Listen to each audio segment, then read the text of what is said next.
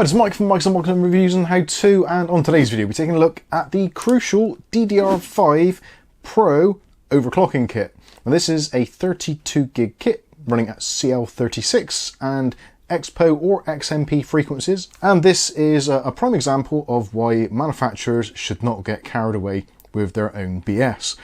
This is their overclocking RAM. So it separates itself from the other RAM that Crucial do, which has a blue label, which is the Crucial Pro RAM.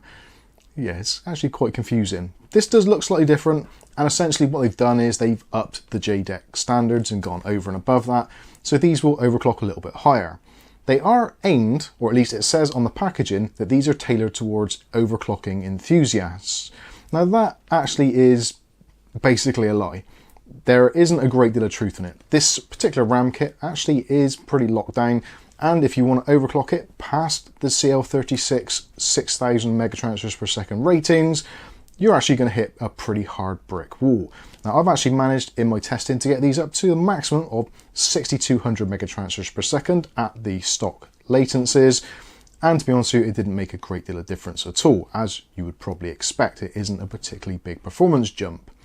But on the other side of things, these actually come in at pretty competitive prices. So if you can overlook the slightly overinflated estimations of what this kit can do and where it's aimed in the market, and you look at the pricing, perhaps this is actually a decent kit to buy.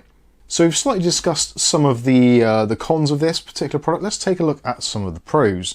Now, one of the things which for me is one of those things which I really do appreciate, and that is the fact that this supports both XMP and EXPO straight out of the box.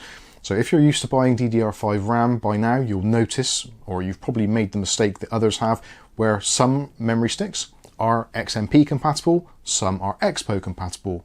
XMP being for Intel processors and EXPO being for AMD. Generally there is a little bit of leniency, so if you've got an XMP set, there's a chance that it will work on AMD and vice versa. But generally you want to try and get a kit which is certified for that DDR5 platform that you're actually using. Whereas with this, because it supports both, and both will achieve the same speeds, CL36 latency with a speed of 6000 megatransfers per second, this is going to be absolutely fine. So essentially it's plug and play, it will just work regardless of your system. Other pros of this, like I've said, relatively competitively priced. We'll take a look at some charts a little bit later, but you'll see actually in terms of other manufacturers on the market, such as your Corsairs, your Lexars, etc., these are actually quite competitively priced. Although, having said that, I did start this video back in March, it is now April, and already prices are in flux. So I will leave some links in the video description so you can check out pricing local to you. It will be different. I pretty much guarantee it. DRAM at the moment is very much a volatile situation. DDR5, DDR4 RAM is increasing rapidly, as is SSD storage, so do be warned.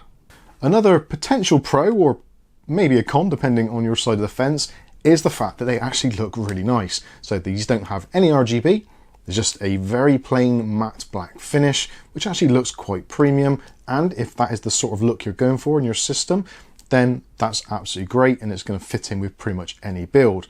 On the other side, if you are looking for RGB, currently, at the time of recording this video, Crucial don't offer any RGB RAM whatsoever, so if RGB is your thing, you definitely want to look elsewhere. So taking a slightly closer look at these, as you can see, they have got their kind of origami design, and they do make a slightly more inflated claim of these high capacity heat spreaders, which actually in reality, they're actually quite thin and quite fragile. So if you do ever have to remove them or want to remove them to inspect your DRAM, then potentially they may bend. So they're not particularly good in that respect, although they do keep the RAM well within the rated temperatures, which is always nice to see. Something else which I feel they probably missed out on is the fact that the origami design leads to a very narrow top edge, which I think actually would have been better to be wider. They could have even maybe got some branding on there, Crucial Pro OC RAM or something along those lines, which I think would have been beneficial. Other than that, all you've got is the Crucial branding on there, Crucial by Micron, and on the other side of the RAM, you've got some more information about the actual RAM sticks. Now again, this is something where they've gone a little bit awry in my opinion. I think personally that this side actually looks nicer, but actually when you're displaying this in your computer, this is the side which is going to be visible towards the side of your 24-pin power connector. Something else which some of you eagle-eyed viewers would have already noticed is the fact that the sticker on the RAM is actually incorrect.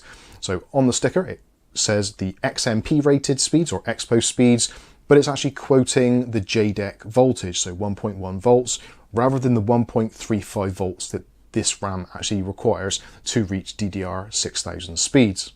So with all that said and done, we've got to the point where is it actually any good? So let's take a look at some performance numbers and some pricing options so you can get an idea of if this is going to be suitable for you. So we'll start off first of all with Passmark. So this is running the memory test, and I've compared this with the previous Crucial RAM that we had, the Crucial Pro, the non-OC version, also with some Thermaltake TT RAM, the XG-D5, and also some Lexar Aries RAM, which we've reviewed previously.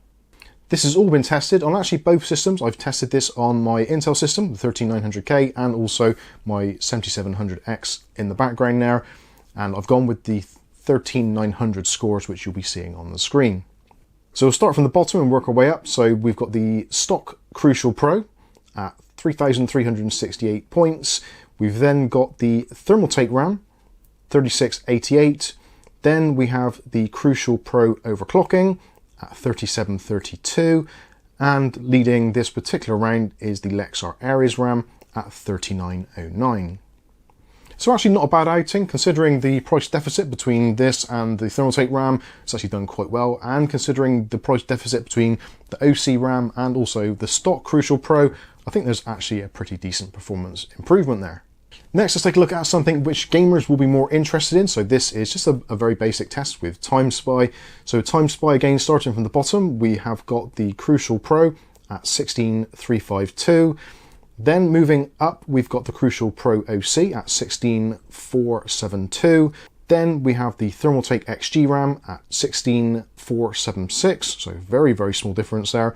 And leading the pack again, we've got the Lexar Aries at 16518.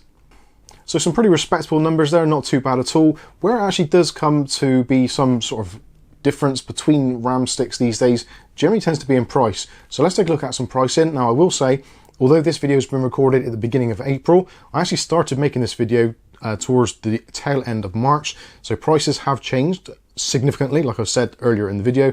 So at the time I actually started doing this, we'll take a look at the prices from then. So we're starting off with the Crucial Pro RAM, $94.99. Then we've got the Crucial Pro OC, $104.99, so not actually much difference between the two. Then we've got some Corsair RAM, which is very similar specification at $109.98. And then we've got the Lexar Aries RAM at $120.99. And running away into the distance, we've got the Thermaltake RAM at £218.99. So one easy way to summarize this is basically how much does it cost per gigabyte of RAM. So again, starting at the bottom, we've got the Crucial Pro at £2.96 per gigabyte. We've then got the OC version at £3.28 per gigabyte. And then we have the Corsair RAM. This is the Vengeance 344. And then we've got the Lexar Aries at 378. So actually not a huge difference between there, roughly around about £1 difference per gigabyte. Obviously, looking at the Thermaltake RAM, because that is quite expensive, you're looking at £6.84 for that, which, yeah, that seems to be quite an expensive price, but it is very nice looking RAM, and if Thermaltake's your thing, then obviously that is the way you're going to have to go.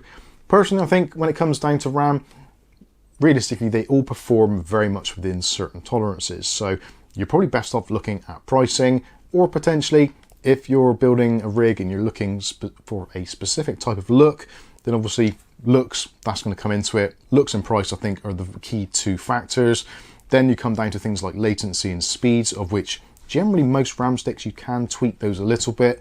Although, like I did say, and I'm going to contradict myself straight away, this particular set is very much locked down. If you want to tweak them or tune them to anything other than the XMP or EXPO ratings, then you're probably going to be out of luck. Although, having said that, judging by the comments we get on videos and my interaction with people, most people don't really choose to do manual RAM overclocking these days. For those few that do it, these are probably not for you. But for most other people, if the price is right and they're available and you don't mind losing out on a bit of RGB, then I think actually is not too bad a choice, especially in the current market. But that is my opinion on it. I'll be interested to hear what your thoughts are. So let me know in the comment section what you think of this OC RAM. Do you think they've taken it a little bit too far, saying this is designed for the enthusiast overclocker, which kind of clearly it isn't? Yeah, marketing these days is all over the place. Anyway, I've rabbled on for way too long. Hopefully you've enjoyed the video. If you have, smash that like button. If you want to see more content like this on a daily basis, maybe consider hitting subscribe and the chime notification, and that way you'll be notified of future video releases. But for now, I've been Mike. This is Mike's Unboxing Reviews and How To, and hopefully we'll catch you in the very next video. Thanks for watching.